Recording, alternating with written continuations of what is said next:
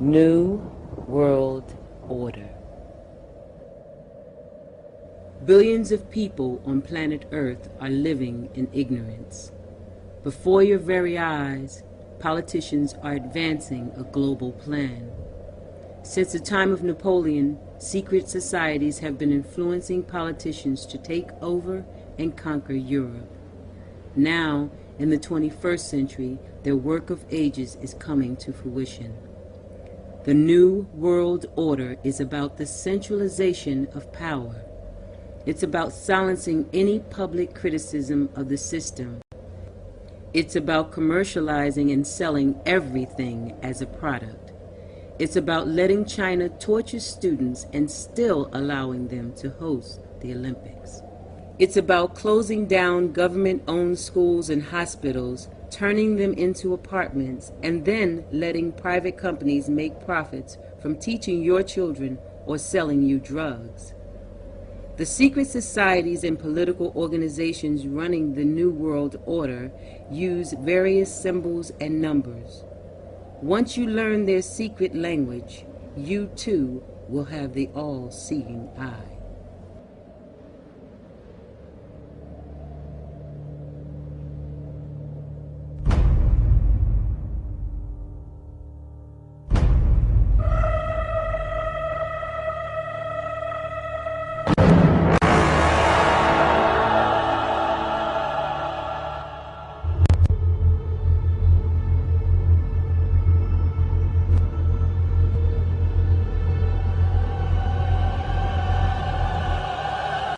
Let it begin.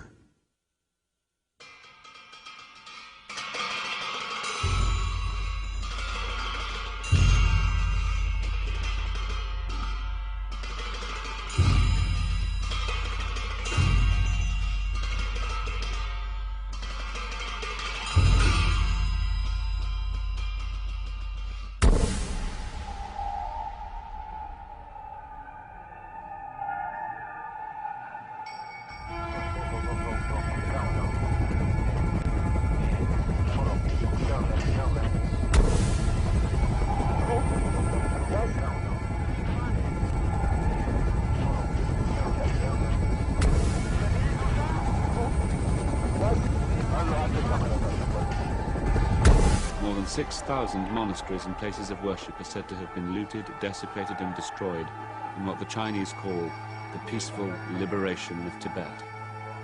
Within the last few years, the Chinese have dramatically increased political arrests and prison labor.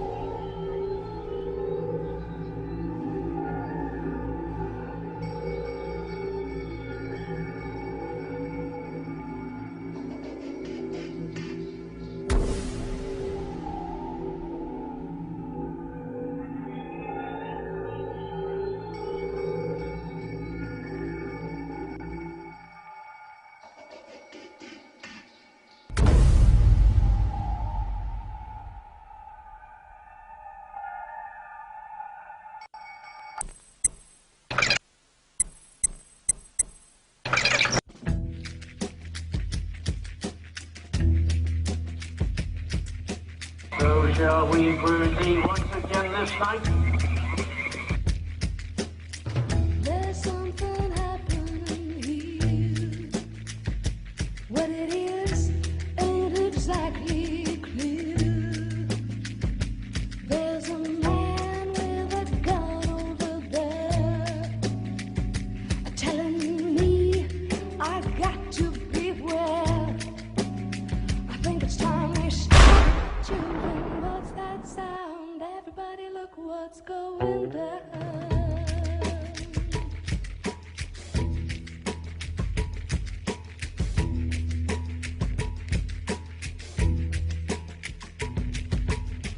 There's battle lines being drawn. Nobody's right if everybody's wrong. Young people speaking their minds.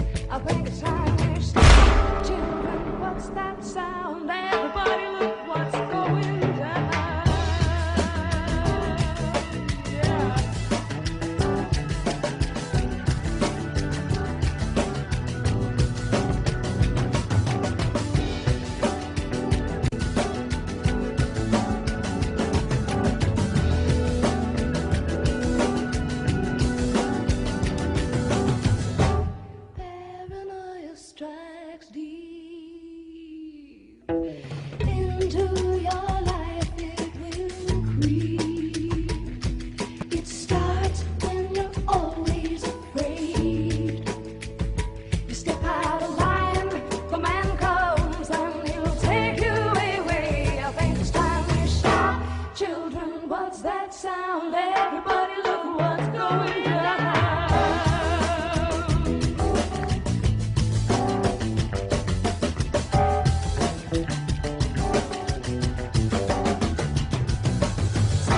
Children, what's that sound? Everybody look what's going down. Stop. Children, what's that sound? Everybody look what's going. You gotta stop. Children, what's that sound? Everybody look what's going down. Stop. Children, what's that sound? You gotta stop. Children. Stop. Children, what's that Kuwait is liberated. Iraq's army is defeated. Our military objectives are met. I am pleased to announce that at midnight tonight, Eastern Standard Time, exactly 100 hours since ground operations commenced and 6 weeks since the start of Operation Desert Storm, all United States and coalition forces will suspend offensive combat operations.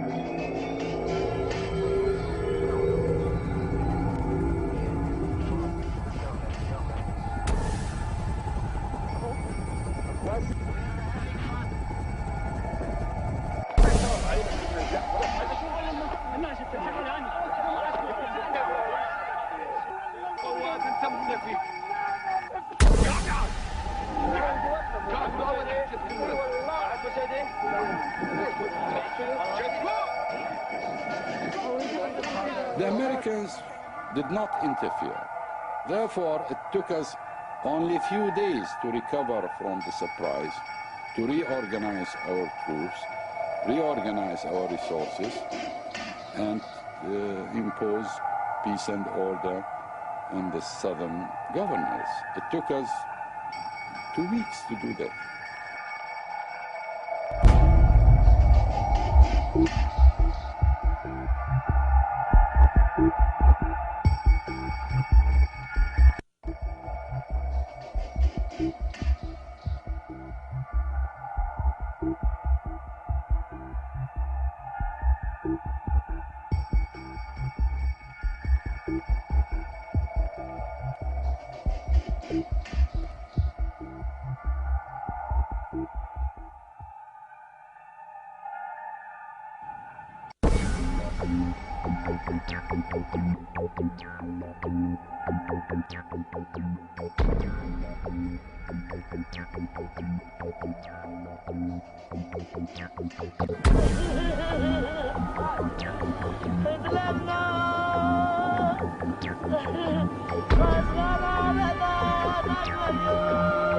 Saddam Hussein, bombing, bomber, helicopters, destroyed us. I don't know.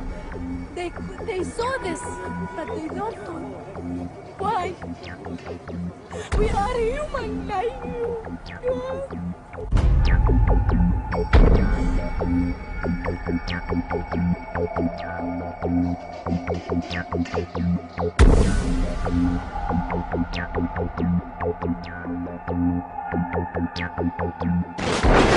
What is at stake is more than one small country. It is a big idea, a new world order.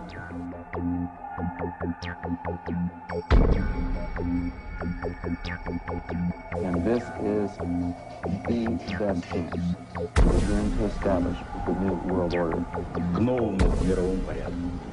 I think even that does not describe why the world has changed so much and why the world has turned so much toward a new world order and a new kind of civilization. It first started in 1967 when I found out that I had not gotten the big picture, even though I thought that I had it together. I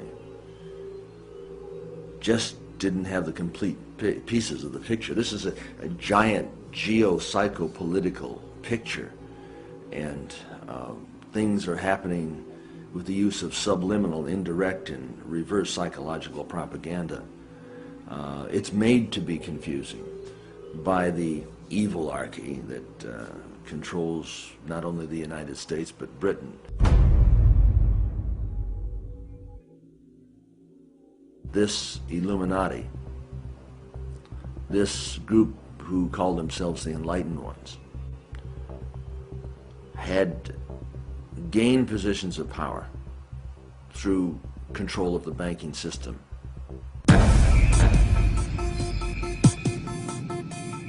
Let's do it. Let's do it.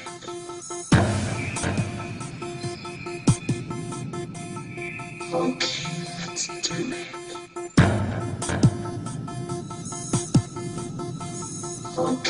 Let's do it.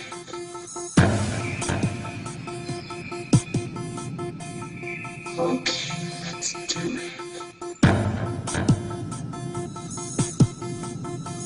Let's do it.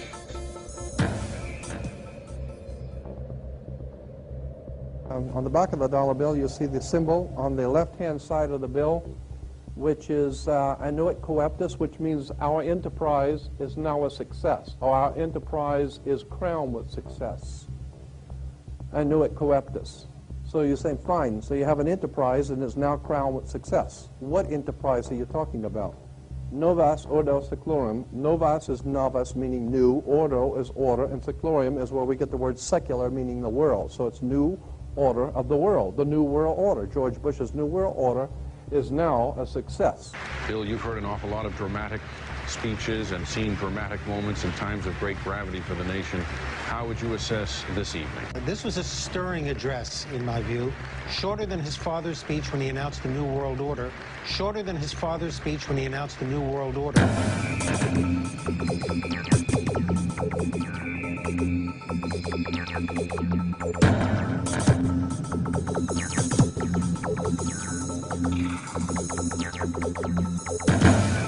1934 is when the Federal Reserve actually finally took total control of the United States monetary system, and that's when they said it is now a success, because this is a symbol, this is an emblem of a secret society of Freemasons called the Illuminati, the German Bavarian Illuminati. They were a secret society founded in the south of Germany. They were called the Illuminati, the illuminated ones, the enlightened ones. Annuit coeptus, novus ordo seclorum, and that was in 17 74 that the Bavarian Illuminati drew up their plans for what they were going to do in America and how they were going to do it. The triangle at the top with the light emanating from around it is Horus. The god of the ancient Egyptians, of course, is an Egyptian pyramid. You don't find pyramids in America, you find them in Egypt. And that pyramid is the symbol of the eye, was in the Egyptian religion Horus, which was the newborn sun. Every morning when the sun came up, his name was Horus. There was, that was the solar divinity in Egypt. Horus was God's son, the light of the world, who is risen. He is our risen Savior, our risen. And so Horus was referred to as God's son, and that's why the light is emanating from around, because it's the sun. The sun is a round eyeball of God. The ancient Egyptians believed the pupil of God was the sun, and he's watching you, and therefore the sun was very bright. And so today we even say someone who is extremely intelligent is brilliant. They're bright, and that's why God is, of course, the most brilliant of all. Therefore the sun is the most brilliant because it's God's eye. All right, anyway, there are 13 layers on the pyramid. And the 1776 at the bottom is 1776. A lot of people think it's because of the country being founded in 1776. It has nothing to do with that. As I said, this is on a document published back in 1774, 75, and then in 1776 the Roman numerals appeared on it in Europe. So what it amounted to is that the 1776 was when this secret society actually formed itself into a secret society and put itself into operation. They were the basis for what we call today in our country the Bavarian Illuminati was the basis for what we call today the Colombian faction. The Colombian faction of the Illuminati came here right after this government was formed, and that's where we get today this Columbia Space Shuttle, Columbia Movies, Columbia Television, Columbia Records, everything, Columbia University. As a matter of fact, Columbia TV, Columbia Broadcasting System, CBS. What is the symbol for CBS? It's the all-seeing eye. And that's why our government is in the District of Columbia, because these guys own our government. They print our money, and they own not only the government, but they own you. You are their property. So, in other words, these guys print the money, they run the country, and they own you, and they own everything around it. And so they make the laws, and that's why they can decide who can kill who, and who can get away with who, and who can get away with whatever, because they make the laws and they decide, all right? As I said to you before, there are 13 layers in this pyramid. There are 13 letters in Coeptus, but 13 is a very important number to this secret society. There are 13 stripes, there are 13 stars here, which make up the Star of David. The 13 berries, there are 13 leaves, 13 arrows. There are 32 feathers here and 33 feathers there. Everything is done in sequence of 13. 13, of course, is based on, this is what we call Masonic symbolism. Freemasons designed this dollar bill. Everything is done in sequence of 13, and again, I draw your attention to the fact that you have 13 stars here, which collectively make up the Star of David. There's a reason why. On the $1 bill at the top, you'll see this little image right here, but if you blow it up from an actual photograph, you'll see it is it's a little owl. It's a symbol of a Bohemian society. The Bohemian Society meets in California on the last 2 weeks of July of every year. I have pictures showing all of the presidents, all of the living presidents, excluding the new one, but all of the living presidents at Bohemian Grove in Northern California, and they're all wearing red and black Ku Klux Klan dress type of regalia, like the Ku Klux Klanners, with the pointed headdress and everything. And, I mean, that's quite a sight to see presidents dressed like Ku Klux Klan members, right? And they're standing in front of a big open pit of fire, and behind them is about a 20 to 25-foot owl behind them. And the article in Elm magazine and Time magazine, I've got 2 or 3 different magazines showing basically the same pictures. It says that the presidents meet with all of the heads of industry throughout the world, all of the heads of state throughout the world, and all of the most important wheeler dealers in this country, and they all meet up in Northern California, and they have rituals where they go before the owl after midnight. And what a picture you got, with all the presidents dressed up like Ku Klux Klanners with black and red robes on before an owl, and these are your presidents of this country. And the reason why they chose the owl is because the owl is a symbol used in Europe by secret societies, because the owl is wise, because it sees things in the dark.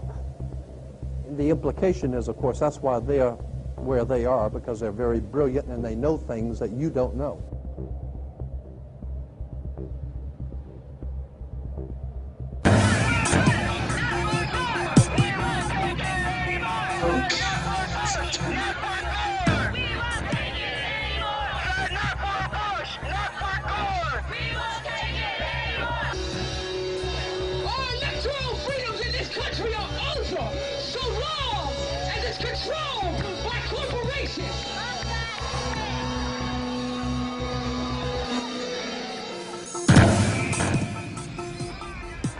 Your living room is the factory. The product being manufactured is you.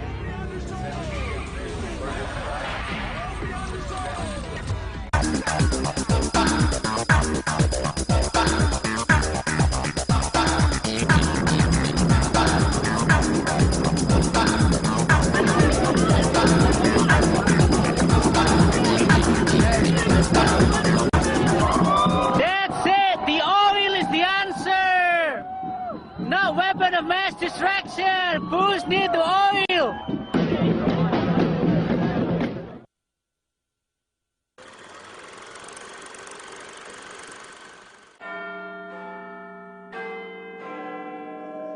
Studying shadows like an indoor cat until dusk, when the sky walks me home.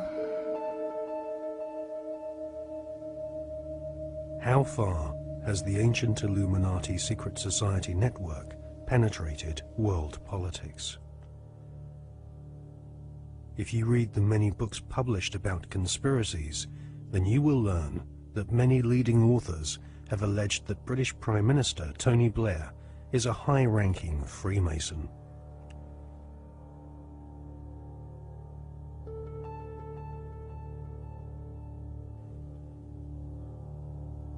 Mr. Blair is a Queen's Counsel barrister, a profession which has its roots in the Temple Bar, built in London by the Knights Templar secret society in the 12th century.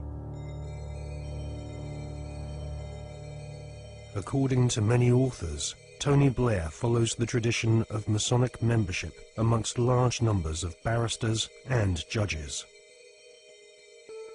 Mr. Blair is allegedly a member of the 1591 Studholme Masonic Lodge, which meets, amongst other places, at the Café de Paris in London. The Prime Minister has defended his role in lobbying on behalf of a wealthy Labour Party donor who was negotiating to buy a steel company from the Romanian government. Mr. Blair wrote a letter in support of Lakshmi Mittal, an Indian billionaire who lives in London. Mr. Blair said the letter was a standard one, written on the advice of the Foreign Office. However, opposition MPs are calling for an inquiry into allegations that his intervention helped to clinch the deal for Mr. Mittal's company, which is registered in a Caribbean tax haven. Our political correspondent, Norman Smith, reports. Lakshmi Mittal donated more than £100,000 to Labour after the last election. Shortly after that, Mr. Blair wrote a letter to the Romanian Prime Minister in support of a successful bid by Mr. Mittal's company, L&M Holdings, to buy a Romanian steelworks.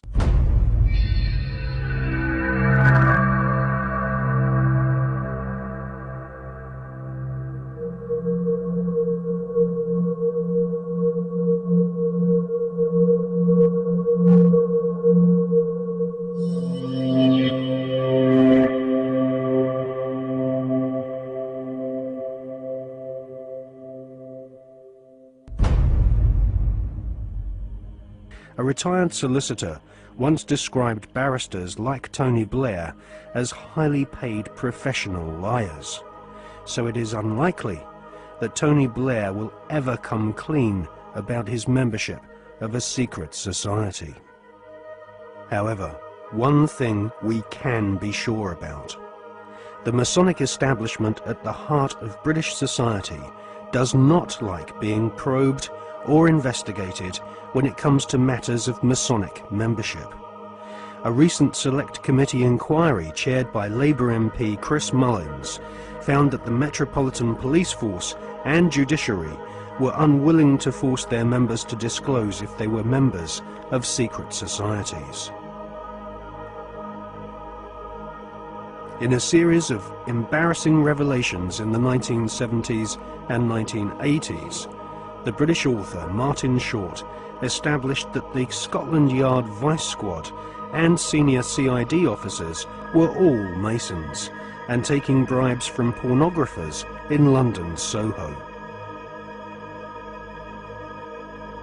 Martin Short estimates that 1 in 6 British police officers are Masons, and that there are approximately 600,000 Freemasons in Britain today.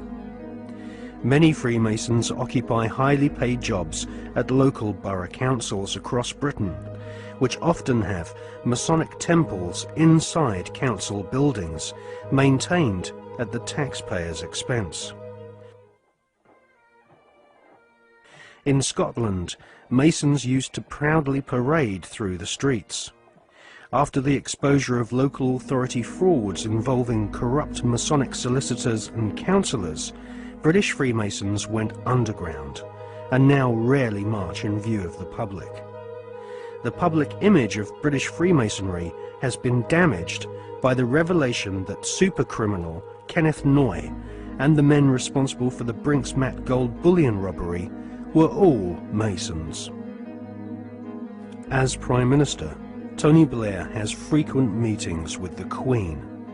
She herself is Grand Patroness of International World Freemasonry, which has its Grand Lodge of England headquarters near Drury Lane in London.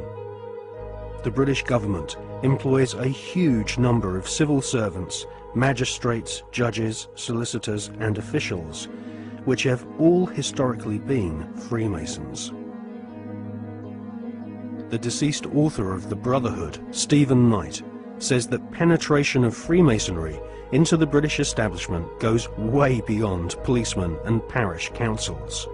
Knight says that the Palace of Westminster, home to the British Parliament, is used as a meeting place for at least 2 Masonic lodges. One of these lodges is called the New Welcome Masonic Lodge, which regularly hosts blood-curdling rituals and ceremonies inside the Palace of Westminster. Members of Parliament from all political parties gather together, wearing white gloves, sashes, lambskin aprons, and wielding ceremonial daggers, swearing bloodthirsty oaths of allegiance to each other. Just where this leaves British democracy is anyone's guess, but the fact that these secret ceremonies take place in a building paid for by the British taxpayer leaves one wondering if Freemasons do not see themselves as superior to the average British citizen. Many researchers claim British Prime Minister Tony Blair is a high-ranking 33rd degree Freemason.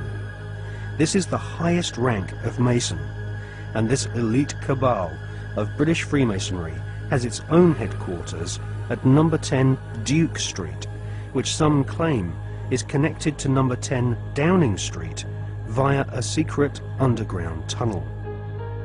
Inside the Duke Street headquarters of the Supreme Council of the 33rd degree, there is a red room, a black room, and a chamber of death, which Masons use for macabre rituals based on ancient Jewish mysticism and Enochian magic. Once initiated into the 33rd degree, Masons are told they are superior beings, and the human population are referred to as being profane goyim, which means cattle. If Tony Blair is indeed a 33rd degree Freemason, then he is following in the footsteps of previous Prime Ministers who have all been members of either Freemasonry, the Knights Templar, or the Round Table, which was started by Sir Cecil Rhodes following his economic conquest of Zimbabwe during the 19th century. Winston Churchill was also a 33rd degree Freemason, initiated into the Studholme Lodge at the headquarters of the 33rd degree in May 1901.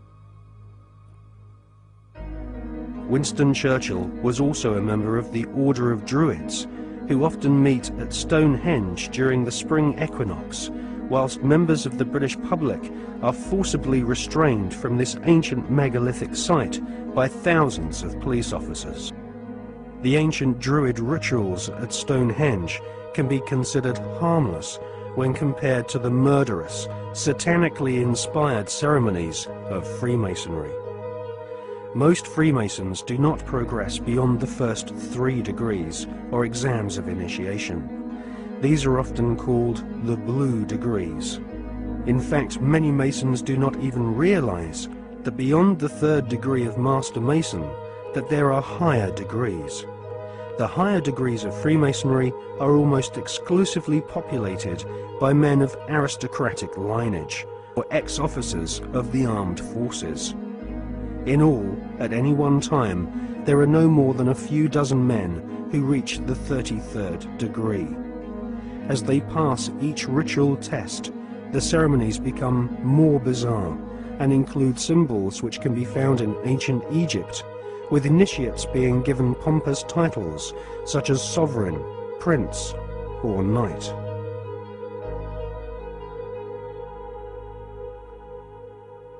When we see Tony Blair meeting with George Bush Jr., we are actually seeing 2 knights of secret orders.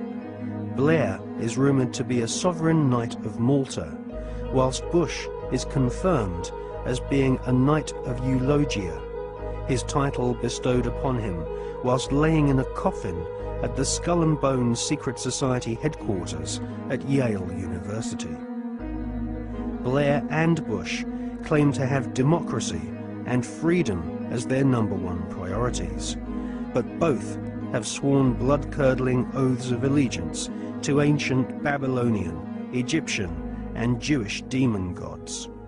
Both have sworn on pain of death not to reveal the secrets of their Masonic orders. Both have been initiated into the age-old Illuminati global network, which is obsessed with death and murder. I mean, are we being ruled by politicians who consult with Baphomets and demons? Yes, we are. The way the world is structured is like a compartmentalized pyramid, and it's pyramids within pyramids, like Russian dolls, one doll inside a bigger doll inside a bigger doll. So you'll have a compartmentalized pyramid that is the British government, for instance, where the people at the bottom don't know what the top is really going towards, what the agenda really is. Just as in, in a bank, you've got a bank, and the people at the bottom of the bank who take the checks over the counter, they don't know what's going on above them, and they don't know what's going on above them. And eventually, in all these pyramids, you have a tiny little number of people at the top that are actually the only people that know how the whole game fits together. Everyone else is just playing their part in ignorance.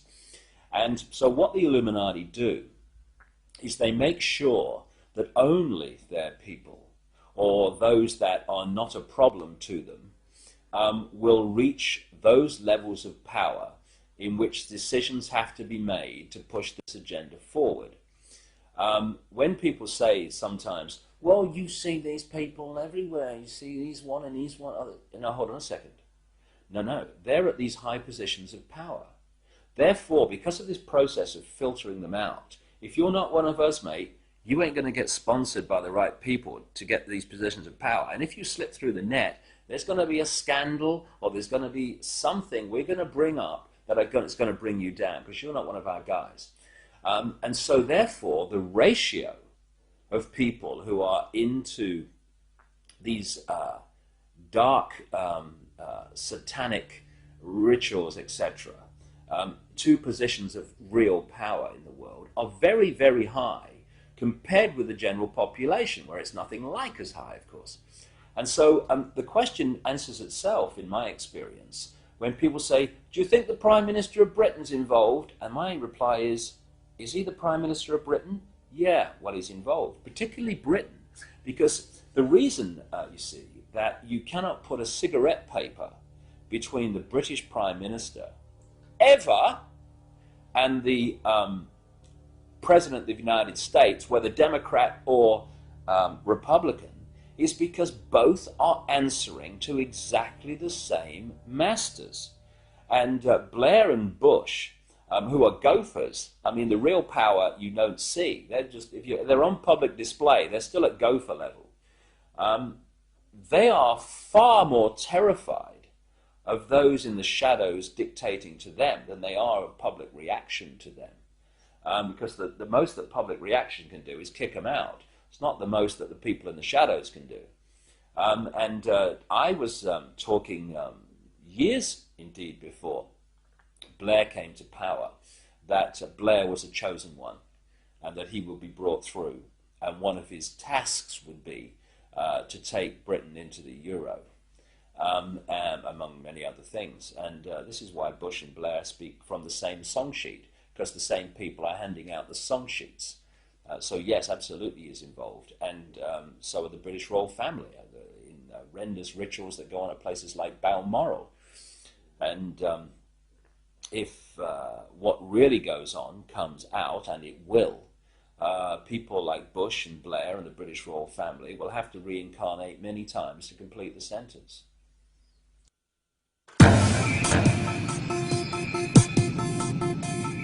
Okay, let's do it. Okay, let's do it.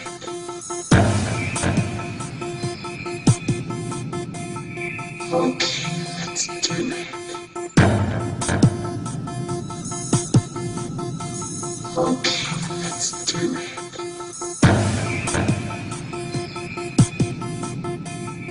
Okay, let's do it. Okay, let's do it.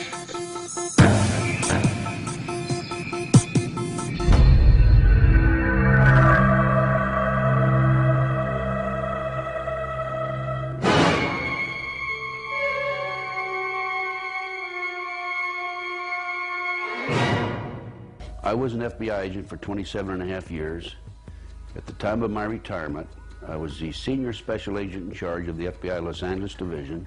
I have been qualified in the courts as an expert on cults and satanic ritual abuse. I have information from various sources that judges, law enforcement, prosecutors, attorneys, doctors, and many prominent individuals, including actors, actresses, professional football and baseball players, are involved in these type activities.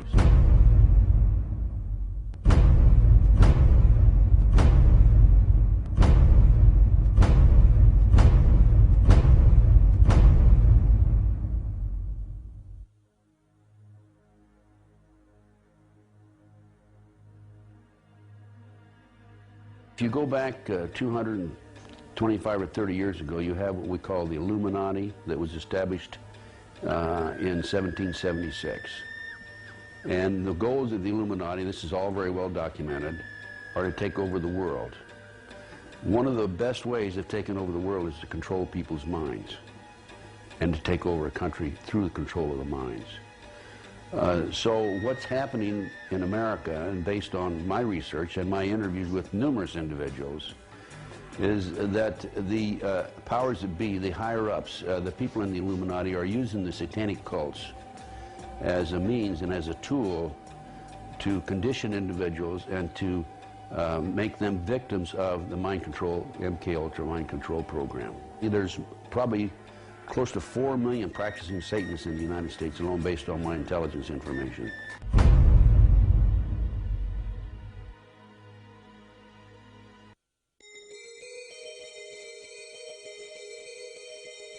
If the many authors on the subject of the occult are correct, and Tony Blair has been initiated into the 33rd degree, then his pseudo-Christian morals will be compromised by the fact that devil worshippers and high-ranking Freemasons have walked through the corridors of power hand in hand for centuries.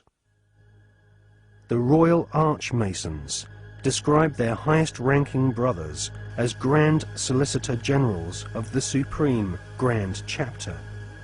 There is a secret word, the name of the true Masonic God, which none are allowed to say in public.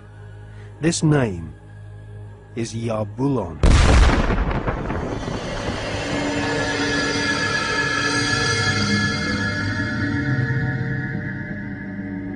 The Masonic God is not the same God of the Bible, which the Masons call Adonai.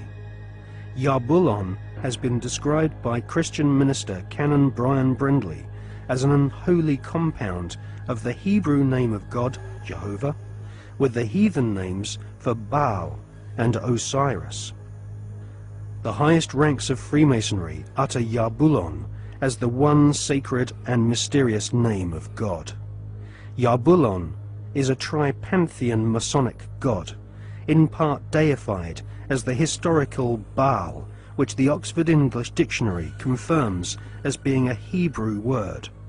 Baal is the chief male deity of the Phoenician and Canaanite nations. To the tribes of the Old Testament, Baal was the devil himself.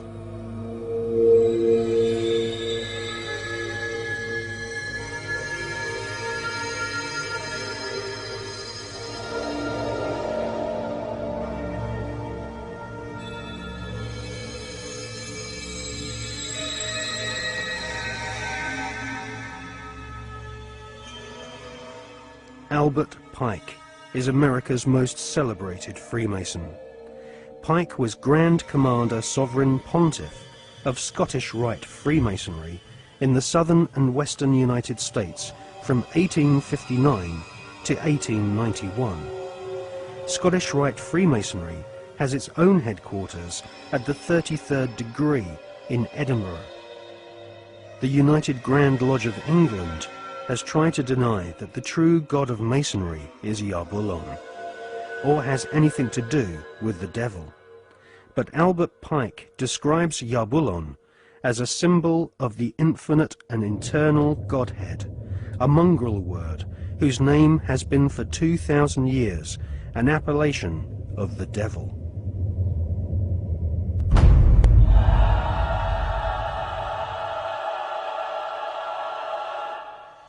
On the 14th of July 1889, Albert Pike issued these instructions to 23 Scottish Rite Supreme Councils throughout the world. We worship a God, but it is the God that one adores without superstition. To you, Sovereign Grand Inspectors General, we say this, that you may repeat it to the brethren of the 30th, 31st, and 32nd degrees. The Masonic religion should be the Luciferian doctrine. Lucifer is God. The true and pure philosophical religion is the belief in Lucifer. So, Yarbulon is really an alternative name for the devil. The last syllable, on, is a code name for the ancient Egyptian god Osiris, who was the god of the dead. There can be no doubt that the Scottish Rite form of Freemasonry in America and Britain is controlled by high-ranking 33rd degree Masons who worship Satan or Lucifer as their god.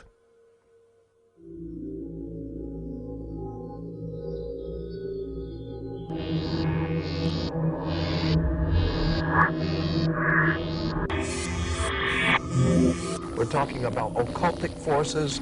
We're talking about the five-pointed pentagram, which was used by satanic worshippers for thousands of years. If you take the 5 points off of a five-pointed star or a pentagram, you have left in the middle a pentagon. The pentagon is directed toward the North Star because according to the ancient Babylonians, that's where you gathered power from the gods of the North in war.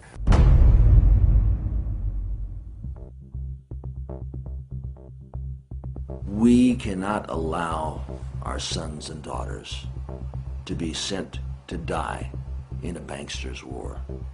for oil, for heroin, for cocaine, for gold, or for control. Sun Tzu, the great strategist of war, said that all confrontations are won before the battle begins. There has never been a battle that has been won defensively. But we must prepare by becoming self-sufficient. We must prepare to do that which has not been done before. Once identifying the enemy, they have to be routed out.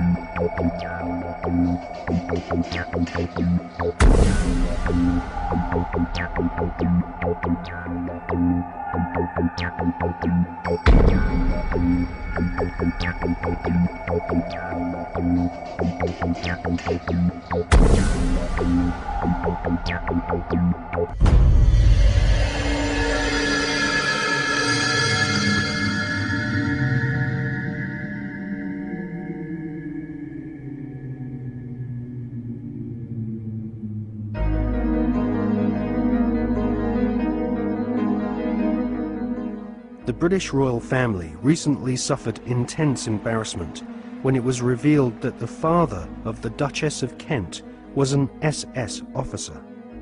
To be a member of Hitler's SS, families had to be pure Aryan, with their German ancestry clearly traceable to the Teutonic Knights of medieval Germany. Like most of the British royal family, the Duchess of Kent is descended from German blood. Her German ancestors have throughout history been members of the Illuminati secret society network. The British royal family's name is not Windsor. Their real family name is actually Saxe-Coburg-Gotha. In his book, The Forgotten Monarchy of Scotland, His Royal Highness Prince Michael of Albany publishes ancient heraldic documents which expose the true lineage of the British royals. Ancient heraldic documents suggest that the British royal family's lineage comes from ancient Hebrew or Jewish tribes of the Old Testament. During the reign of Queen Elizabeth I, she referred to England as Israel or Jerusalem. According to the Masonic reference works that you can get in any library, the Freemasonic orders of Europe said that there was a little ideologue, a little spiritual entity that gave the knowledge to what the Masons call our hidden masters. That's what Freemasonry refers to those who lead world Freemasonry. They don't know who they are. No Freemason knows who the actual leaders of the world organization are. They call them our hidden masters. Well, according to the reference works, there is a little spiritual entity that guides the world Freemasonry, and they call him Yoda. And in the reference works, you'll see this little creature with the pointed ears, and he's called Yoda. Yoda goes back to Judah, or Judah, which goes back into British Israel World Freemasonry, going back to the time of the founding of England, and that's why they're today called British. The British, it's a very big difference between being English and British. Brit is Hebrew for contract or a covenant, and Ish means man in Hebrew.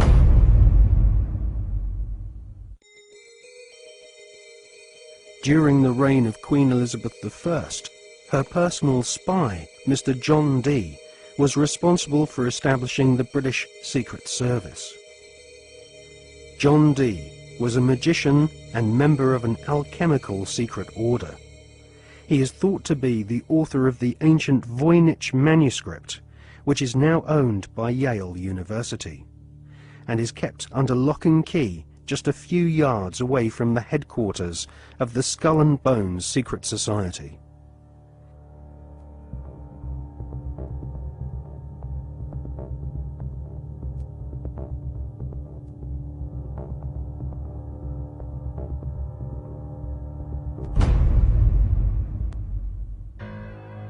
The Duchess of Kent might be ashamed of her father having been a member of the SS, but she might equally be keen to play down the fact that her husband, the Duke of Kent, is Britain's most senior royal Freemason.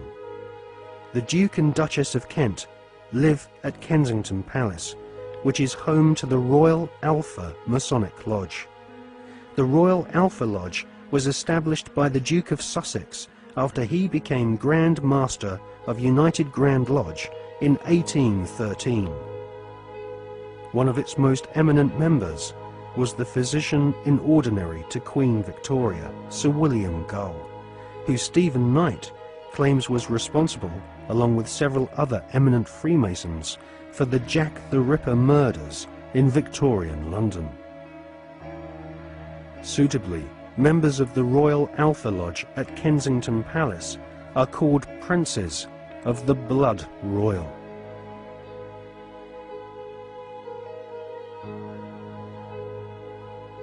Secret societies across the planet proudly claim to have geniuses such as Mozart and kings amongst their membership. But none of these secret societies allow their members to speak of the rituals which go on behind closed doors in palaces and government buildings around the world. The satanic rituals of Freemasonry have been practiced by several kings of England, but all those questioned sweep Freemasonry's darkest satanic secrets under a very plush carpet.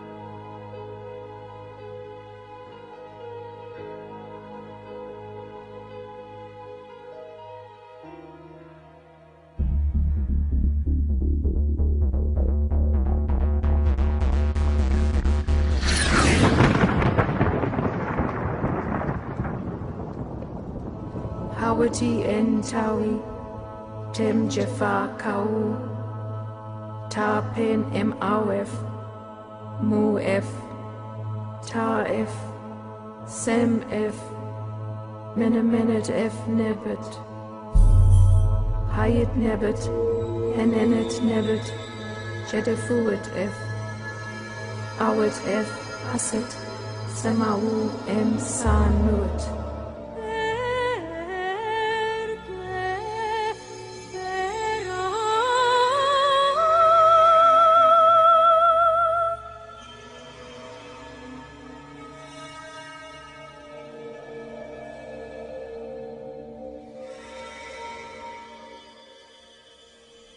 One of the most influential secret societies spawned by the Bavarian Illuminati is the Order of the Golden Dawn.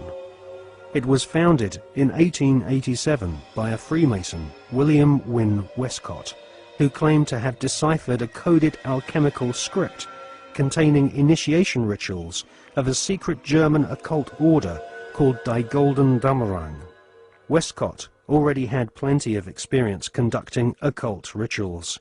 In 1865, he had helped establish a Masonic order called the Societas Rosicruciana, inspired by the Jewish magic of the Hebrew Kabbalah. These rituals are still enacted at study group meetings at the United Grand Lodge in London. For many years, the Golden Dawn held its meetings at the London headquarters of the Mark Masons. The Golden Dawn was plagued with scandal as rival high-ranking Masons wrestled for control of this influential Victorian secret society.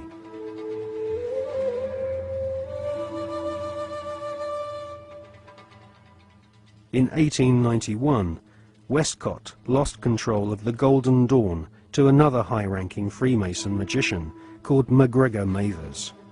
Together with the poet W.B. Yeats, they devised new magical rituals and initiated the senior members of Britain's aristocracy. In 1903, control of the Golden Dawn was yet again seized by another Freemason called A.E. Waite. The rituals of the Golden Dawn were similar to ancient witchcraft. At the Old Bailey in 1901, 2 Golden Dawn associates, Mr. and Mrs. Horos, were tried for rape. They had used the Golden Dawn initiation ceremony to beguile their teenage victims. The Golden Dawn was nothing more than Freemasonry with added semi-satanic and sexual mysteries. The Golden Dawn still survives to this day. In 1987, a conference was held in London to commemorate the centenary of the Golden Dawn's conception. The conference was organised by the Hermetic Research Trust, whose trustees include the Marquis of Northampton, who is a prominent Royal Arch Freemason. Satanists do not take part in certain rituals with certain sounds in certain places and certain colours and certain, verbal statements. They don't do it because, oh, that'd be nice, let's say that, and then shall we have a bit of red, or what do you think? No. It's done because everything in this reality is vibration. Consciousness in this reality is vibration. Everything is a vibrational field. This is how astrology works. When we're born, where the planets are, they're sending out vibrational projections that are affecting the vibrational field that we are born into, and that's why we are affected differently at different times of the year. Therefore, they understand this, and they're manipulating these vibrational fields all the time to manipulate us. And so these rituals are just a pageant. It's like the Freemasonic rituals. You know, you talk to Freemasons, the vast majority of Freemasons not trying to manipulate anyone, not on a mass scale anyway. And they'll say, so what about these rituals? Like, oh, I don't know. To do silly things, you try to leg up and bare your bloody breast. I don't know, it's some ancient bloody tradition. I don't know what it's all about. Anyway, you know, they do a nice dinner, you know, so you only have to do it once. They don't realise that these initiation rituals are actually set up to affect the participants in a certain way that allows these other dimensional entities, which folklore have talked about for thousands of years all over the bloody planet, this theme of possession by demons. These are entities that exist just outside the frequency range of the 5 senses. Because, you know, again, because of the suppression of basic knowledge of who we are and the nature of life, we become child's play to manipulate. For instance, people look through their eyes and they think they're seeing everything in the space they're looking at. No, they're seeing a fraction of it. They're seeing a tiny frequency range that the 5 senses can access. Just like if you tune to radio 1, you get radio 1. You don't get radio 2, you get radio 1. And this is why, you know, if there was a cat in this room now, it might be reacting to what is to us here empty space. But it's not empty space to the cat because it has a greater visual frequency range. Now, just outside the frequency range of the 5 senses are entities that are manipulating this 5 sense reality through these particular bloodlines. And one of the key places where this possession takes place is during these satanic rituals and gatherings, when the vibrational environment is created by the ritual that allows this takeover of the mental and emotional processes of these people to take place. And this is why you'll meet so many people who've known famous politicians and stuff when they started in politics or before they came into politics. And they'll say, you know, mate, that guy ain't the bloke that I knew. Well, mentally and emotionally, that's literally true in a lot of cases because of this possession that takes place. And people think it's kind of far-fetched and maddening, and that may happen in Babylon, but not now. Well, please. That very thought is the greatest defense mechanism this grotesque conspiracy has to protect it.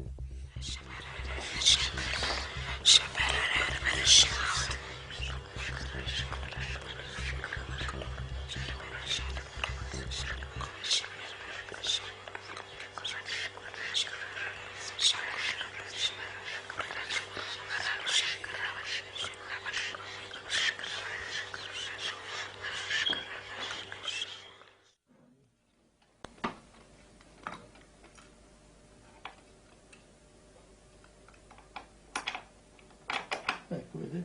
Questo è agganciato qui, no? Tanto si aggancia di là, quindi lo porto dentro, no? Poi io leggo le mani qui, leggo i piedi qui al... Se vuoi vedere questi.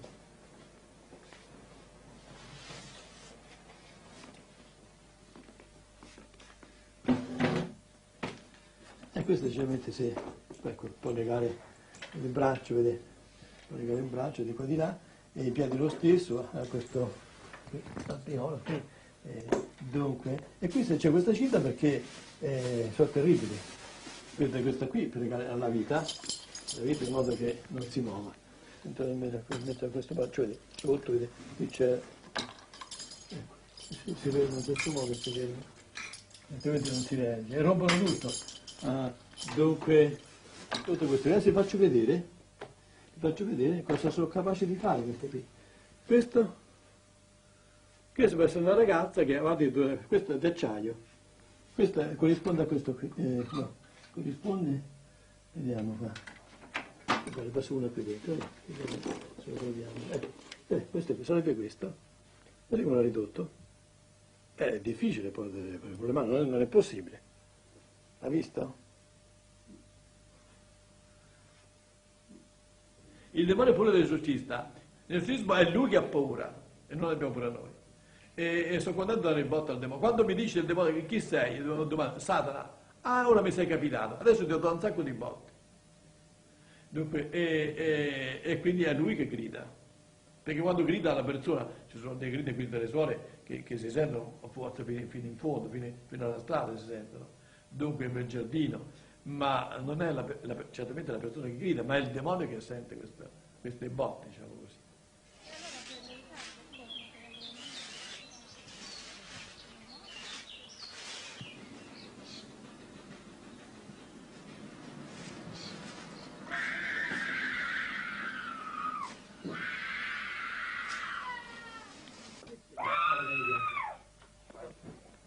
Martina and her parents have been coming to see Padre Alfredo regularly for the past 6 months.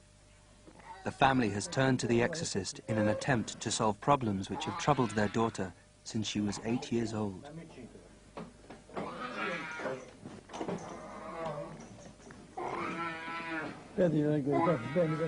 Although Martina comes to the sessions willingly, as soon as she enters Padre Alfredo's bunker, she suffers a violent reaction. For her own safety, she has to be restrained before the exorcism can begin.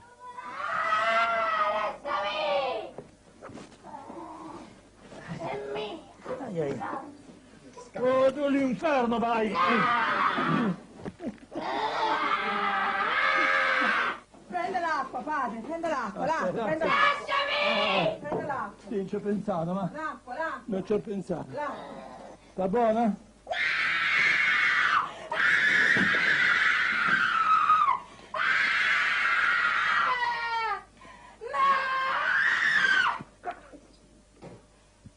Sta buona, forza.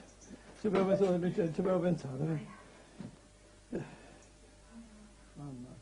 The exorcism consists of a ritual first formulated in 1614 and updated by the Vatican 2 years ago. Nel nome del Padre, del Figlio e dello Spirito Santo. Signore Gesù Cristo, Figlio di Padre eterno Padre, Dio universo, il tuo nome è stato benedetto, il Santo, è di Cristo, è di Cristo, è di Cristo. Ecco l'acqua del Signore, del Spirito Santo. E dove Gesù viene una forza particolare. Dunque ho notato questo, a volte il demonio, siccome l'esorcismo sono come fosse uno bastonate, picchia il demonio, no? Mette l'acqua santa nella perilla a mano, mi brucia, mi sono accorto di questo. Il demonio è furbo e cerca di parlare per riposarsi. Avete visto mai i pugili? Quando si danno i pugni, a un certo punto si abbracciano, si riposano,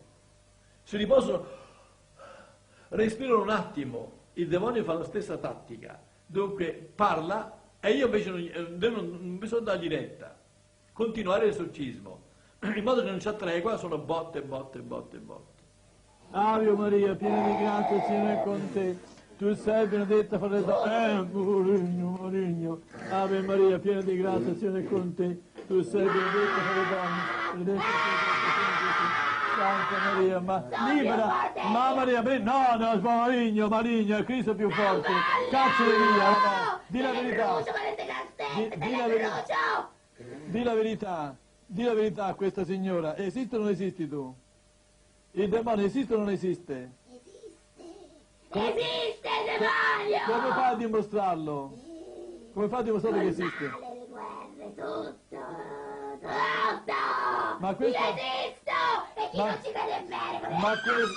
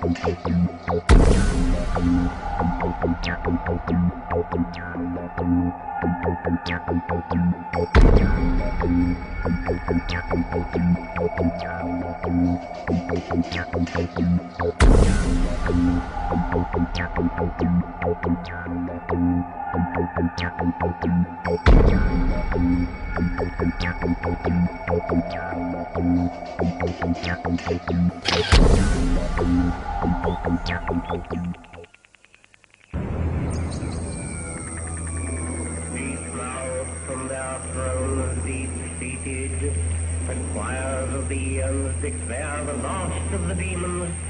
The kingdom is thine to inherit. What I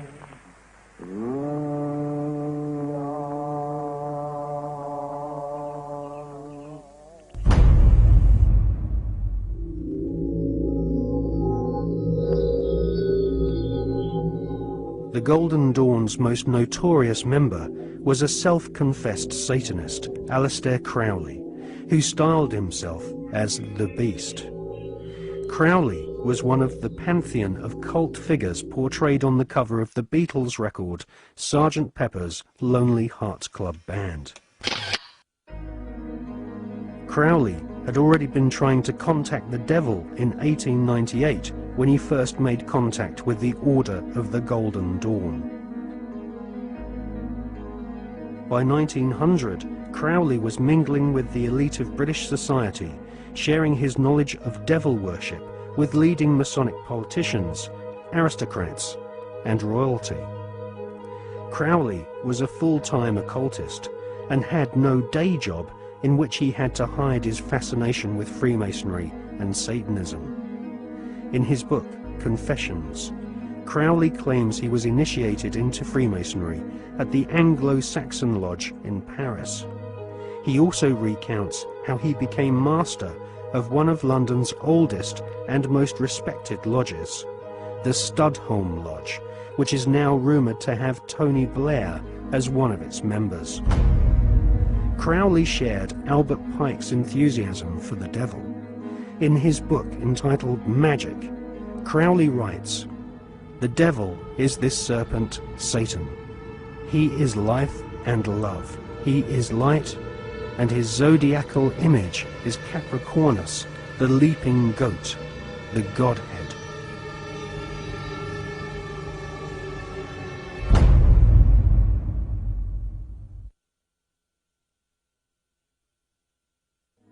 Secret societies often portray the goat of Mendes sitting in the Baphomet position.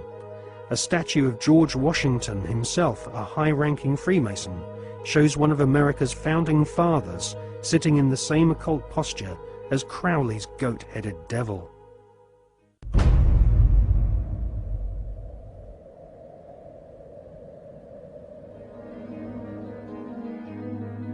In 1912, Crowley became the British leader of the Ordo Templi Orientis, the OTO, which was a direct descendant to the original Bavarian Illuminati.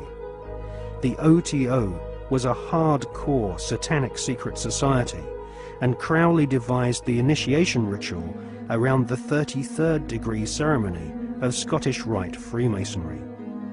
Crowley claimed the formation of the OTO was reconstituting Freemasonry back to its German Illuminati roots. Crowley wanted nothing less than to dance with the devil.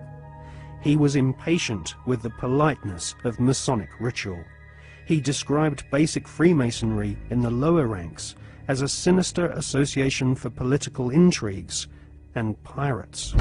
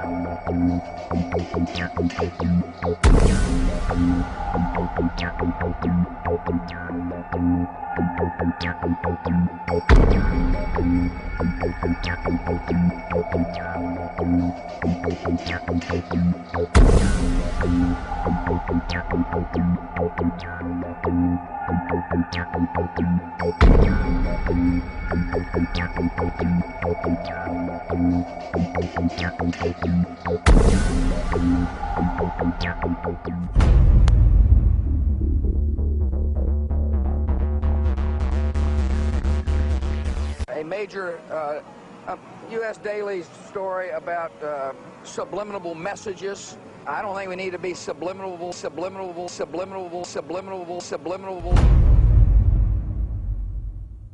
Television is a massive mass hypnotist to the global mind.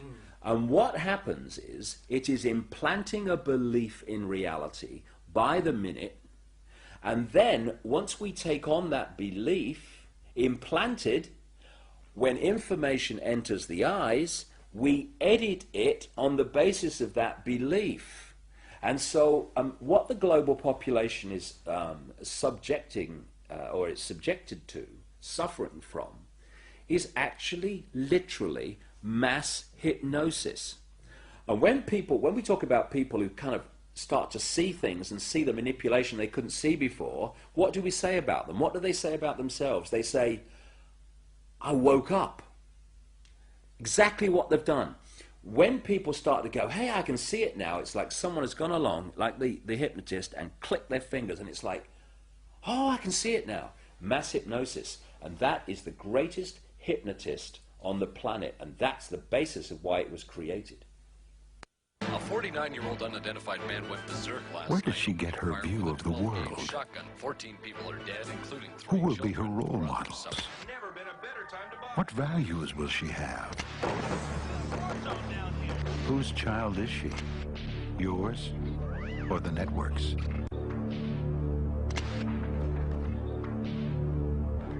Take back your children. Turn off the TV. And when you start to research the subliminals in advertising and television, what staggers you is not what they do and what's there, but the scale of it. I mean, it's like our consciousness is being hit by an explosion of this stuff. Because you see, this is another interesting point. Experiments have shown that about 1.5 seconds before the conscious mind decides to take action, move its arms or whatever, speak, 1.5 seconds before it consciously decides to do that, the electrical signals have begun in the brain to do it. For me, the conscious level is the experiencer and observer of reality, but the subconscious is the creator of it, the generator of it. And this is why the Illuminati want the subconscious mind through subliminals. What does subliminal mean? It means below threshold. It's below the threshold the conscious mind picks up, but the subconscious mind picks everything up like a sponge. And therefore they are planting these thoughts into the subconscious, which then filter down into the conscious, and we think we're having our own thoughts, when actually they're implanted thoughts done at a subliminal level. Rats were caught in the sewers a week ago. Now they're starting. When the plastic door is raised up, the rats will shoot out like bullets. It was a common punishment in Imperial China. Do it, Julia. Do it, Julia. Not me.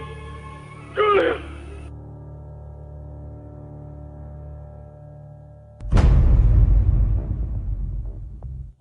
And of course this is being used, this subliminal manipulation, in politics. I mean, of course we had that incident during the Bush-Gore farce of an election, when an anti-Gore political broadcast for Bush, they put a subliminal in of rats while they were talking, but they left it up too long, and you only had to play the tape back slowly, a little slowly, and up come rats as some anti-Gore statement was being made.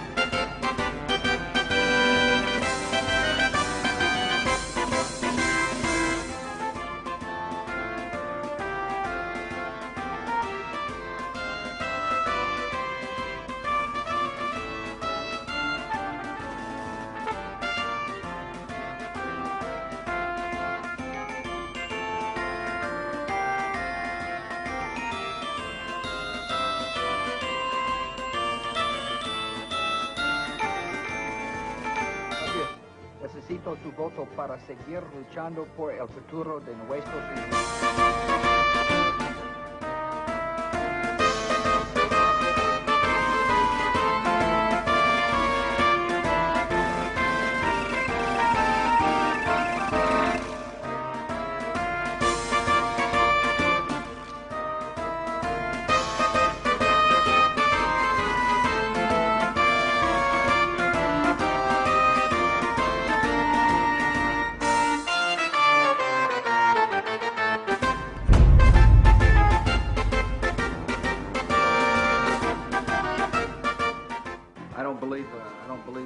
Some of these states that they've called, like Florida, I just don't believe we got enough evidence to be able to call the state. We're doing better than we thought, and but I feel fine.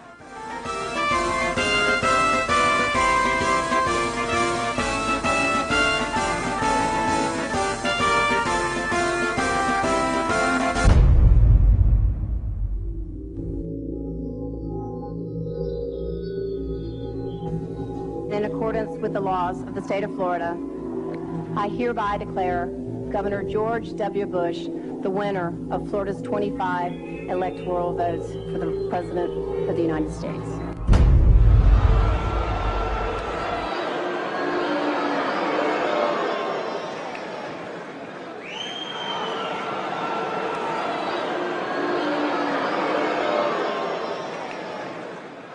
Now that the votes are counted, it is time for the votes to count.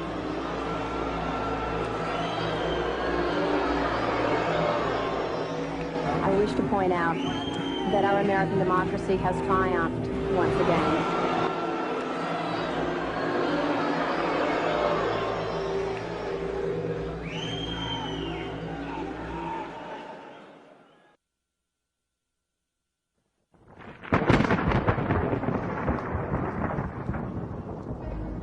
the Skull and Bones secret society was originally called the Brotherhood of Death. George Bush Jr., his father George H.W. Bush, and his grandfather Prescott Bush have all been initiated into this macabre fraternity, which was established in 1832 at Yale University by William Huntington Russell, whose family were America's biggest opium smugglers. George W. Bush was initiated into the Skull and Bones Brotherhood of Death in 1968. The ceremony took place at the Society's headquarters, which is a stone building with almost no windows. This mausoleum-type building is known as the Tomb. There is a small enclosed courtyard, an internal chamber where initiates lay masturbating inside a coffin, and a museum of artifacts held sacred by the Society's members, which are all called bonesmen, regardless if they are male or female. Many of the artifacts inside the Skull and Bones headquarters have been stolen by its members. To prove their devotion to the Brotherhood of Death, bonesmen have robbed graves, bringing human skulls and skeletons back to their tomb and placing them in glass display cabinets. For nearly 40 years, George W. Bush has been an active member of this most bloodthirsty occult secret society. His allegiance is primarily to his fellow bonesmen, not the American people. In order to prove his devotion to the Skull and Bones, Prescott Bush, grandfather of George W. Bush, savagely desecrated the grave of Apache Indian chief Geronimo. Prescott Bush robbed Geronimo's grave and had Geronimo's skull placed in a display case alongside the order's other treasured possessions, which include silver tableware from Hitler's Eagle's Nest headquarters in Nazi-occupied Austria.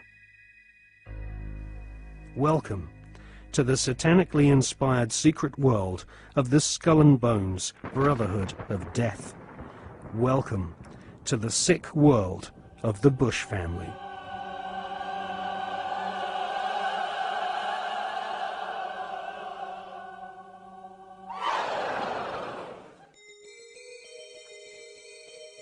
The Skull and Bones headquarters is on the campus of Yale University. Yale is home to several other lesser secret societies, including the Scroll and Key. Alexandra Robbins is an American journalist who has written a book about the Skull and Bones called Secrets of the Tomb. In her book, she traces the origins of this cult, which was funded from profits of the Russell Company in the early 1800s. The Russell Trading Company was nothing more than an opium trading empire, which, still to this day, is the corporate arm of the Skull and Bones secret society. William Huntington Russell had travelled in Germany during his student years and was befriended by a disciple of Adam Weishaupt's Bavarian Illuminati. Upon returning to the USA in the early 1800s, Russell used some of his family's opium wealth to fund the building of the tomb at Yale University. Russell initiated several of his fellow classmates, including Alphonso Taft, who would go on to become the Secretary of War and ambassador to Russia. Alphonso Taft's son became President of the United States, and so a time-honored tradition of hereditary membership of the Skull and Bones Brotherhood of Death was begun. We see this tradition continued to this day, with senior bonesmen encouraging young initiates to marry into each other's families, their sons and daughters following in their parents' footsteps and becoming disciples of this most unholy of orders. In the Hollywood movie Brotherhood of the Bell, we see an initiation ceremony, which is a common occurrence on the campuses of America's elite Ivy League secret societies.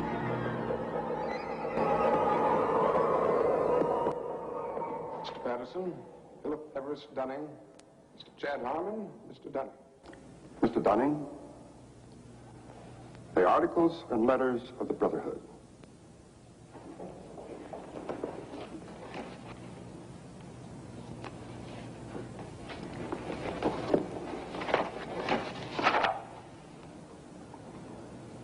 Do you swear that having been entrusted with these articles and letters since midnight this night, that you alone read them and did not communicate their content to any person whatsoever?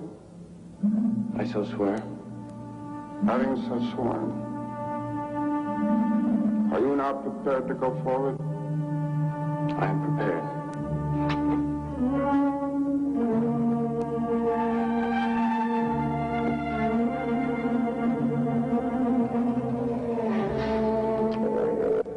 Mr. Dunning, for over 200 years, Brothers of the Bell have been initiated before the spell, and in the same ceremony, at sunrise.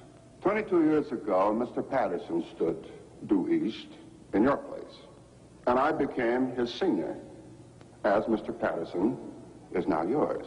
One day, Mr. Patterson will stand due south, and he will induct a Brother of the Bell, and you will become senior. See, in this fashion does the Brotherhood express its continuity. It will continue long after all of us are dead. But that continuity depends upon one thing: obedience. Absolute obedience. If and when you are ever called upon by Mr. Patterson to pay your due bill, you must comply, whatever is asked of you. Well, that bill may come due tomorrow, in 20 years, or never. It will not be a matter of money. It will be an act of fealty, of loyalty to the Brotherhood of the Bell. Now, if you require anything at all, get in touch with your senior, and he will see to it that it's arranged for you. Are you ready for the oath? I am. The oath, gentlemen. I, Chad Dunning, do swear in absolute faith that I shall reveal no secret of the Brotherhood of the Bell, that I shall respect my brothers and myself, that I will act as they desire, secure their interests as if they were my own. And I pledge this, my honor, my fortune, and my life.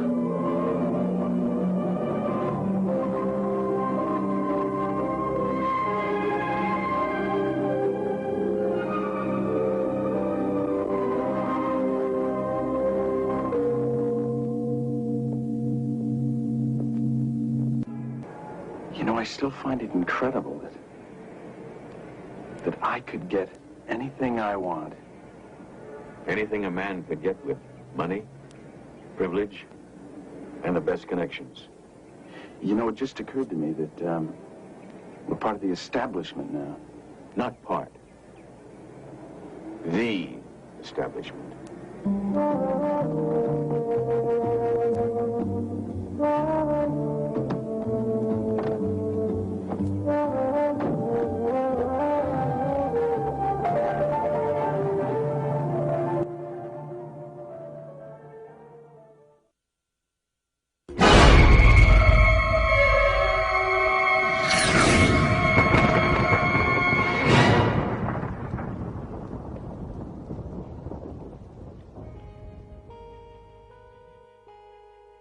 In her fascinating book, American journalist Alexandra Robbins claims to have unearthed a skull and bones plan to dominate the world.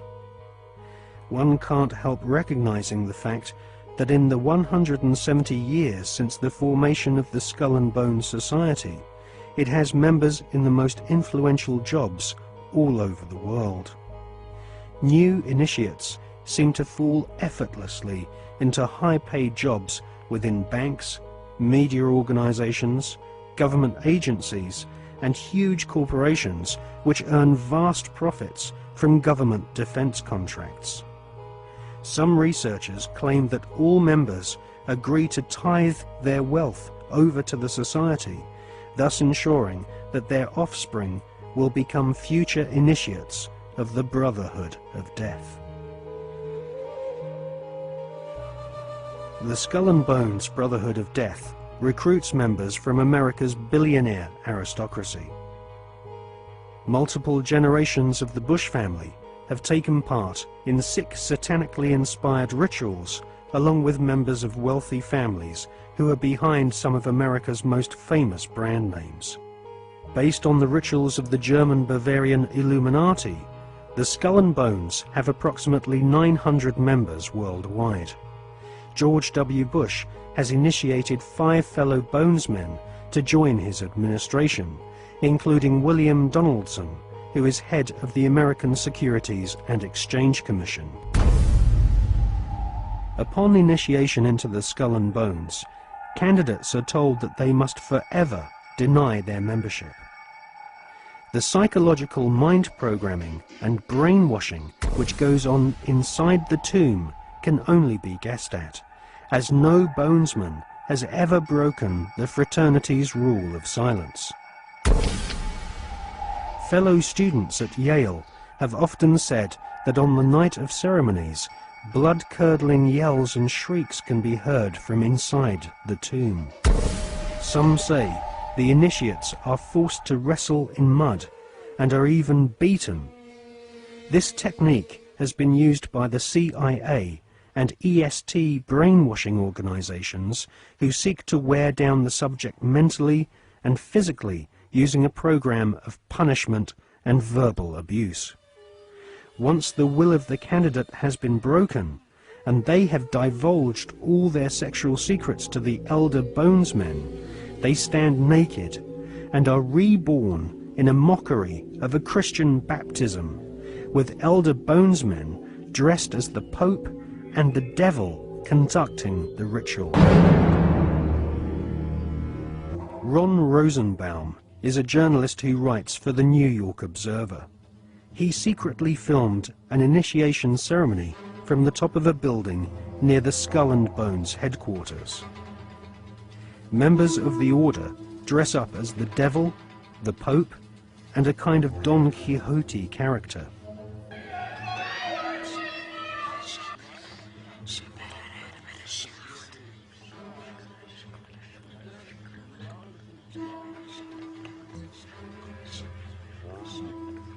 The Pope wears a white monogrammed slipper which rests upon a stone skull. Each initiate is led into a chamber where fellow members shout obscenities and abuse the new initiate. The initiates are told that they are superior beings and are part of a privileged elite who use war, terror, and famine to control Earth's human population. This callous philosophy was illustrated in the Hollywood movie Skulls, made in 1999.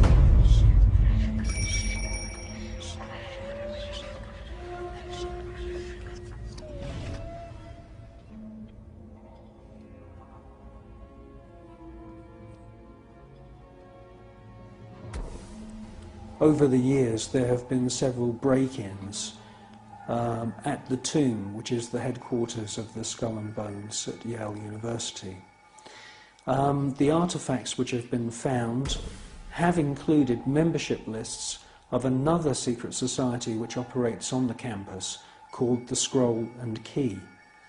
Now, it seems pretty obvious as we research this material that the Wolf's Head, Phi Beta Kappa, the Scroll and Key, and Skull and Bones are all different flavours of the same Bavarian Illuminati secret society.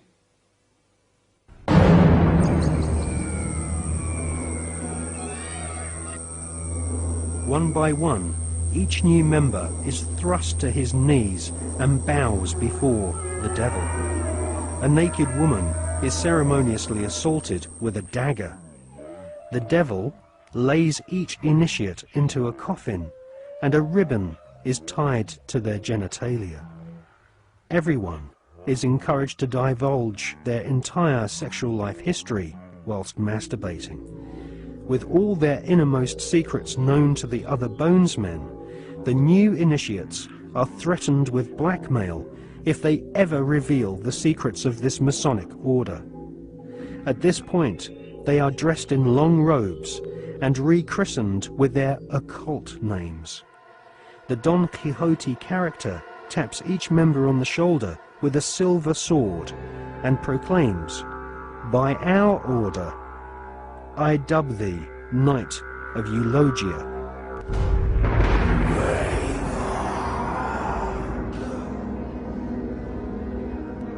We can exclusively reveal that George Bush Sr.'s occult name is Magog, which is the name of the evil army commanded by Satan to visit Earth and destroy the kingdom of Christ.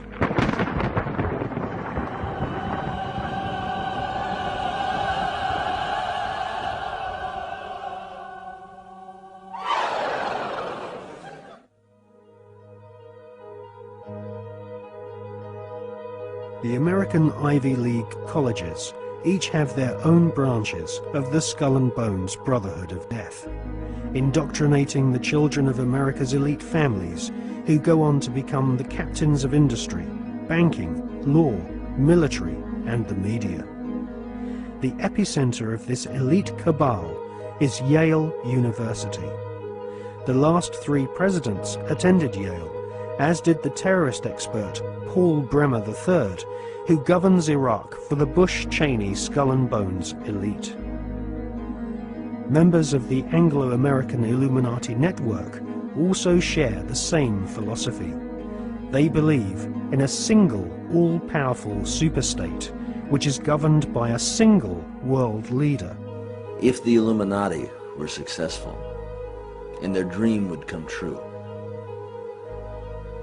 it would be a virtual hell on earth. That is what the New World Order is all about. It's a living hell. It's Orwell's worst dream and nightmare.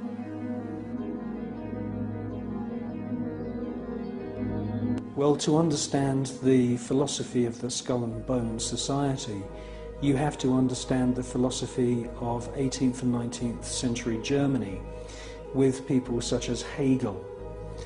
Now, the dialectic system, the dialectical political system, was not devised by Karl Marx. It was actually developed by Hegel, Fichte, and also contributed to by Kant. These German philosophers believed that you could create change in society by conflict. And this could be, for example, political conflict, the conflict between left and right. From this conflict, a new political system would come about, and this would be a synthesis of the two views. Now, that sounds pretty innocent, but in actual fact, the dialectical system is used in military combat as well. And Hegel's plan, which is being actually carried out right now, is to create conflict, to create wars. And through the creation of wars, several things happen. First of all, the companies which manufacture the missiles, the guns, the bullets, the uniforms, and all of the paraphernalia to do with warfare, all make huge profits. Secondly, there is a culling of the male population. Since the 1950s, we've had several reports from think tanks that feed information into the European Union, the British government, and also the American government, which are recommending depopulation. And there is several plans which we believe have been put in motion right now. And obviously war is one way of depopulating the planet. Now, in addition to creating false conflict and engineered wars, the Hegelian philosophical system, which is being followed by the Skull and Bone Society at Yale and also the group at All Souls College at Oxford University, the Hegelian system also requires complete and utter obedience from everyone in society. The idea of freedom, freedom of thought, freedom of the individual to choose what they want to do with their lives doesn't come into play at all under this German Hegelian system. In actual fact, Hegel says that the individual should be 100% obedient to the state, and the state should take on the image of God.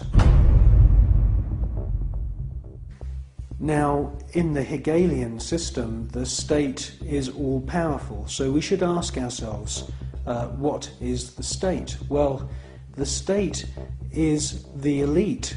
The state is the royal, aristocratic hierarchy who are able to maneuver and live their lives in any way that they choose because they are super wealthy. Now, let's just talk about super wealth and super wealthy people. I can tell you now, after meeting quite a few of them, that they are very, very different to you or me. When I'm talking about super wealth, I am not talking about Puff Daddy who has allegedly 3 Bentleys. I'm talking about super wealth, family wealth, which was in the millions back in the 19th century. Now, when we look at this hierarchy of aristocrats and royal families around the world, we can see that they are the state. They are the people that the robots, I call them robots, the civil servants who run the machinery of the state. It is the civil servants who swear allegiance to this elite. When you join the British Civil Service, you do not swear an oath to serve the British people. You swear an oath to serve the monarch. It's the same when you become a spy. When you join MI5 or MI6 or any of the other DI or MI agencies, and there's many of them run by the British government, you are swearing allegiance to serve the reigning monarch, not the British people.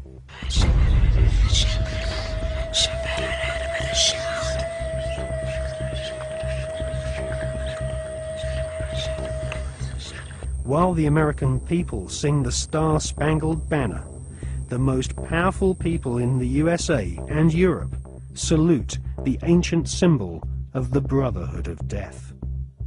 In the book, Who's Who of America's Elite, the author has found that the Order of the Skull and Bones encourages its members to intermarry, thus keeping their spectacular wealth all in the family.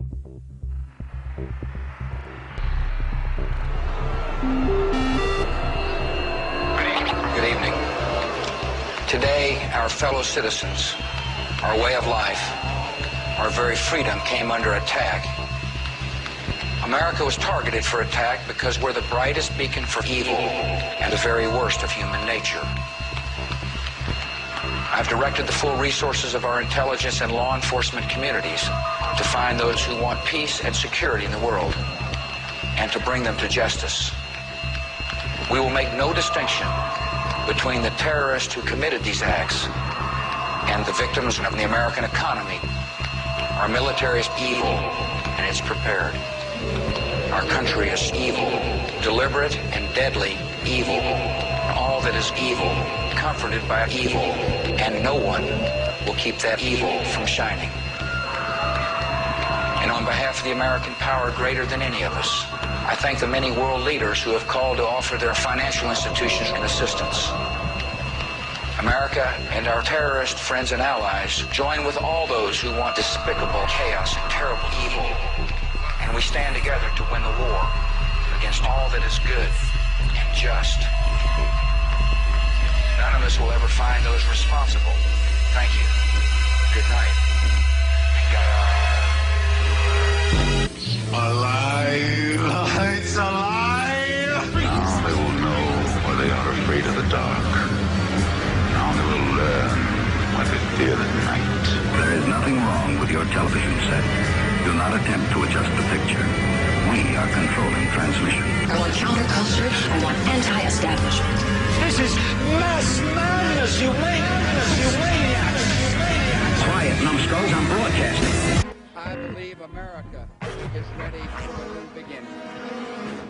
The new Prime Minister of India is, no.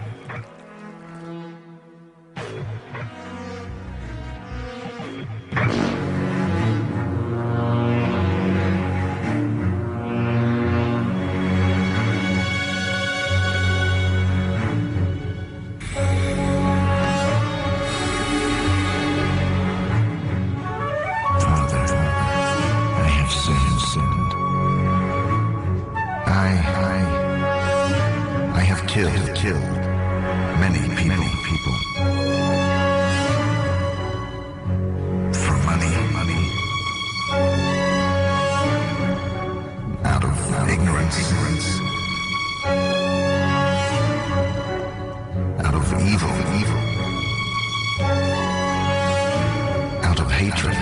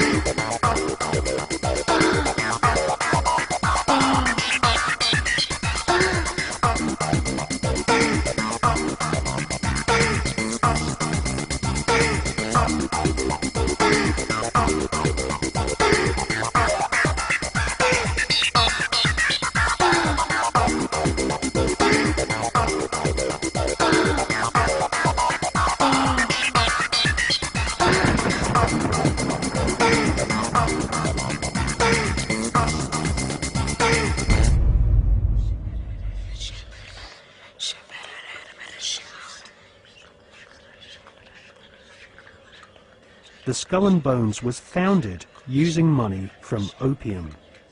Retired Colonel Bo Gritz is a 33rd degree Freemason who interviewed Viet Cong soldiers after the Vietnam War, who told him that George Bush Sr. and Richard Armitage were at the head of an opium trading gang during the Vietnam War.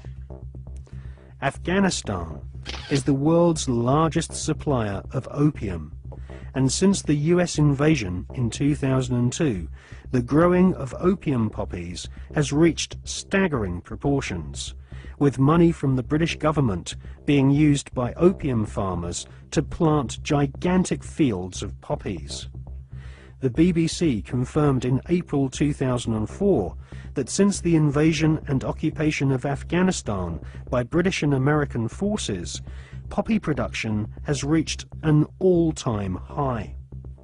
Bonesmen have never had such an ideal opportunity to follow in the footsteps of their forebears and start smuggling opium. The American and British war machines are commanded by men who have all sworn allegiance to the blood-curdling murderous demon gods of the Illuminati. They are sacrificing the lives of your sons and daughters on the altar of the all-seeing eye.